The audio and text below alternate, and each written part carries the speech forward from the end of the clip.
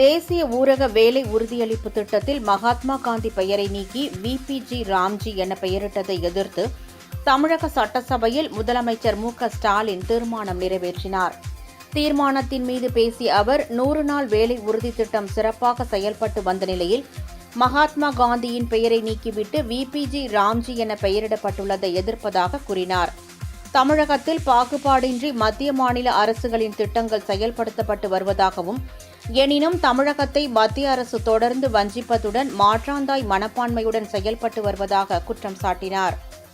ஏதோ ஒரு தோற்றத்தை உருவாக்கக்கூடிய வகையில் இந்த தீர்மானங்கள் கொண்டு வரப்பட்டிருக்கிறது என்ற ஒரு செய்தியை இங்கே எடுத்து சொல்லி பதிவு செய்திருக்கிறார். ஆனால் கிராமப்புற மக்கள் என்ன சொல்கிறார்கள், அதை அவர் முதலில் தெரிந்து கொள்ள வேண்டும் என்று நான் இந்த நேரத்தில் கேட்டுக்கொண்டு, எது எப்படி இருந்தாலும் இதை பற்றியெல்லாம் நான் அதிகம் இங்கே விமர்சனம் செய்ய விரும்பாமல், ஆனால் அதே நேரத்தில் குறை சொல்லி இதை ஒரு தோற்றத்தை கொண்டு வருவதாக சொல்லியிருந்தாலும் அதையும் தயவுசெய்து இங்கே பதிவு செய்யப்பட்டிருக்கிறது. எனவே அதை நான் மறுக்கவில்லை.